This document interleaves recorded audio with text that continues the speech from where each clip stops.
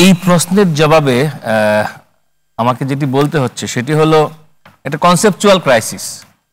এই অর্থে যে অন্তর্বর্তী সরকারকে পলিটিক্যাল পার্টিগুলো বা আন্দোলনে অংশগ্রহণকারী সকল অংশীজন তারা কিন্তু আনকন্ডিশনাল ম্যান্ডেট দেয় নাই। যে ম্যান্ডেটটা তাদের দেওয়া হয়েছিল সেটা হলো কন্ডিশনাল ম্যান্ডেট।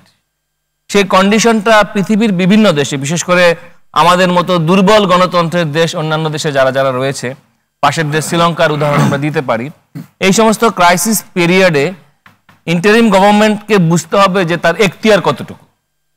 এবং আপনি যদি ব্যবহারিক রাজনীতি দেখেন বা যদি আইন বিজ্ঞানের জায়গা থেকেও দেখেন, এই ধরনের বা এই প্যাটার্নের গভর্নমেন্টগুলোর সাধারণত 4 ধরনের এখতিয়ার থাকে। সেটা কি, তারা একটা রুটিন কাজ করবে, তারা অ্যাজ আর্লি অ্যাজ পসিবল গণতান্ত্রিক উত্তরণের কাজটা করবে, অর্থাৎ ইলেকশন দিবে। 3 নম্বর হলো তারা বড় ধরনের কোনো নীতিগত সিদ্ধান্ত বা পরিবর্তন করবে না। 4 নম্বর হলো গণতান্ত্রিক উত্তরণের পূর্ব শর্ত আইন শৃঙ্খলা পরিস্থিতিটাকে তারা কন্ট্রোলে রাখবে, যাতে করে সবাই সেফ, নাগরিকের নিরাপত্তার জায়গাটা। এই জায়গাটা আমার ধারণা যে অন্তর্বর্তীকালীন সরকার, যাদের একটা বড় অংশই প্র্যাকটিক্যালি বায়োলজিক্যালি রিটায়ারমেন্ট এইজে আছেন, তারা এক ধরনের হানিমুন পিরিয়ডে আছে। এবং এই সরকার, অন্তর্বর্তী সরকার পলিটিক্যাল পার্টিগুলোর সাথে এই ধরনের পরিস্থিতির কারণে একটা ইঁদুর বিড়াল খেলার মধ্যে মেতে উঠেছে। সেই ইঁদুর বিড়াল খেলাটা কি, এক এক সময় এক একটা টোপ তারা বাজারে ছেড়ে দিচ্ছে এবং সমস্ত পার্টি সেটাতে রিয়েক্ট করছে। যখন কোনো উপদেষ্টা বলেন জনগণ তো চায় আমরা 5 বছর থাকি, কারো কারো মুখে এরকম তো শোনা যায়, ফলে একটা কথাই কিন্তু একটা বারুদের মতো জ্বলে ওঠার জন্য যথেষ্ট।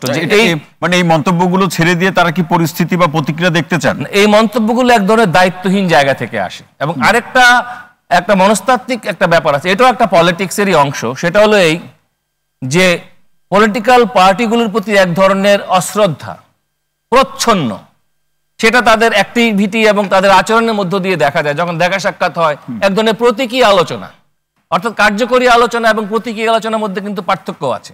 যেটা সেলিম ভাই এটা বললেন যে ধর্ণা কথাটি কিন্তু উনি বলেছেন।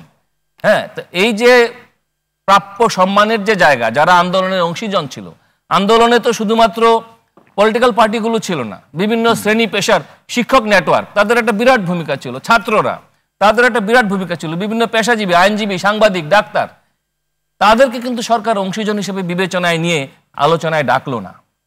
এবং আমরা আশা করেছিলাম যে অন্তর্বর্তী সরকারটা, আর যাই হোক, যেহেতু একজন একটা ওয়ার্ল্ড ফেমাস একজন লোক আছেন, এখানে কিছুটা হলো ডেমোক্রেসির সাথে মেরিটোক্রেসি থাকবে। যে মেধার কথা আমরা আন্দোলনের সর্বাগ্রে সামনে রেখেছিলাম, সেই মেধার স্ফুরণটাও কিন্তু সেখানে দেখা গেল না, যেটা আমরা সংস্কার কমিশনের প্রত্যেকটি রিপোর্টে দেখতে পাই। অর্থাৎ এমন সোনার পাথর বাটি তৈরি করা হয়েছে, যেটাকে সেলিম ভাই একটা শব্দ দিয়ে বলেছেন যে অপসংস্কার। তো এই যে জায়গাগুলো, মানে অর্থাৎ প্রত্যেকটি জায়গায় পলিসি রিফর্মের ক্ষেত্রে এক ধরনের হাইপোথেটিক্যাল অ্যাপ্রোচ, এটা কেন হচ্ছে? এই জায়গাতে অ্যাডভোকেট হাসান তারিক ভাই, যখন ধরুন আমি যদি আলোচনাটাকে খুব স্পষ্ট করে আপনার কাছে প্রশ্নটি রাখি, যে বিএনপি তাদের পক্ষ থেকে যারা গণতন্ত্র, মানুষের ভোটাধিকারের প্রসঙ্গগুলো নিয়ে তারা বারবার কথা বলছে, সরকারের সাথে আলোচনা করছে এবং যৌক্তিক সময় বা দ্রুত সময়ের মধ্যে নির্বাচনের কথা বলছে। আবার জামাতের প্রসঙ্গ বা তাদের সাথে যারা আছে, তাদের কারো কখনো বক্তব্য এরকম যে সরকার যতদিন চায় ততদিন থাকুক, সংস্কারের পরিধি লম্ব হোক, তাদের কোনো আপত্তি নাই। এরকম যখন উভয় ধরনের ন্যারেটোলজি বা ন্যারেটিভ যখন তৈরি হয়, তখন সরকারের কি সিদ্ধান্ত নেবে? সরকারকে সিদ্ধান্ত নিতে হবে আইন অনুযায়ী। এই সরকার যখন শপথ নেয়, সুপ্রিম কোর্টের আপিল বিভাগ সংবিধানের 106 ধারা বলে একটা শর্ট রায় দিয়েছিল। সেখানে এই রায়ের ভাষা কি, সেই রায়ের ভাষায় বলা ছিল নির্বাহী কার্যক্রম পরিচালনার নিমিত্তে সুপ্রিম কোর্ট তার পরামর্শমূলক এখতিয়ার প্রয়োগ করে একটা শপথ গ্রহণের পারমিশন তাদেরকে দিয়েছে। জি, it was a major permission to form a government. সেটা ওথ বা শপথ দেওয়ার পারমিশন। আপনার দরজাটা তো চিনতে হবে, কোন দরজা দিয়ে আপনি ঢুকলেন। আপনার দরজা তো সিংহদ্বার নয়, আপনার দরজা কিন্তু খুব ছোট দরজা। ফলে ছোট দরজা দিয়ে ঢুকলে আচরণটাও ছোটভাবেই করতে হবে। কিন্তু আমরা দেখছি যে আমাদের করিডোর দিয়ে দেওয়ার মতো মেজর ডিসিশন কিন্তু চলে আসতেছে। এবং আপনি দেখেন যে অভ্যুত্থানের স্পিরিটের কথা যেটি বলা হয়, অভ্যুত্থানের স্পিরিটের তো আমি বলবো যে সব পলিটিক্যাল পার্টি স্বীকার করবে ছাত্ররা মেজর পার্ট ছিল, শিক্ষকরা এখানে একটা গুরুত্বপূর্ণ পার্ট ছিল। তাহলে শিক্ষা সংস্কার কমিশন কেন হলো না? এই দেশ কৃষি প্রধান দেশ, কৃষি সংস্কার কমিশন কেন হলো না? এই প্রশ্ন তো উঠতেই পারে। কিন্তু তারা ফোকাস করেছেন সেই জায়গাগুলোতে, যেই জায়গাগুলোতে তাদের নিউ লিবারাল ইকোনমিক এজেন্ডা যেটা, সেইটা যাতে কি করে ইমপ্লিমেন্ট করা যায়। এবং এই নিউ লিবারাল ইকোনমি এবং যে জিও পলিটিক্সকে তারা এখানে প্রমোট করছেন, সেই এজেন্ডায় সবকিছু সাজানো।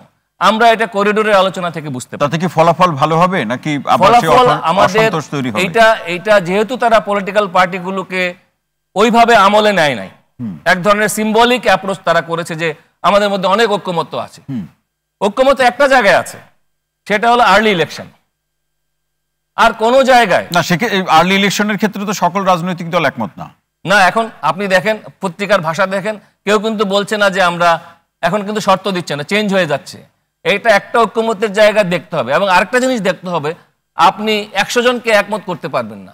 মেজরিটি পলিটিক্যাল পার্টি কি চায়? মেজরিটি পলিটিক্যাল পার্টিস তারা আর্লি ইলেকশন ডিমান্ড করে এবং সেই কারণে রোড ম্যাপের কথা বলে, সুনির্দিষ্ট তারিখের কথা বলে। এই কারণে যে একটা রাজনৈতিক এখতিয়ার সম্পন্ন একটা লেজিটিমেট গভর্নমেন্ট যাতে থাকে এবং তারা বড় ধরনের সংস্কার, বড় ধরনের। আজান তারিক ভাই, এই আমাদের বীর মুক্তিযোদ্ধা আব্দুল সালাম ভাইয়ের একটা প্রসঙ্গ নিয়ে আপনার কাছে একটা প্রশ্ন রাখি, যে এরকম একটা অবস্থা জনগণের মধ্যে ছেড়ে দেওয়া হয়েছে যে বিএনপি যখনই বিচার বা সংস্কার বা নির্বাচনের প্রসঙ্গ বলে, বিশেষ করে নির্বাচন ইস্যুতে, তখনই বলা হয় যে বিএনপি নির্বাচনের জন্য খুব মরিয়া হয়ে উঠেছে, অথবা তারা খুব দ্রুত সময়ের মধ্যে নির্বাচন হচ্ছে, নির্বাচন তারা চায় এবং এই দ্রুত সময়ের মধ্যে নির্বাচন করার জন্য গণঅভ্যুত্থান হয়নি। এটা কি খুব সচেতনভাবে করা হলো বা করা হচ্ছে? না না, এটা তো এক ধরনের হীনমন্যতার জায়গা থেকে বলা হচ্ছে। পলিটিক্যাল পার্টি ইলেকশন ডিমান্ড করবে, এটা তার হলো সহজাত ডিমান্ড।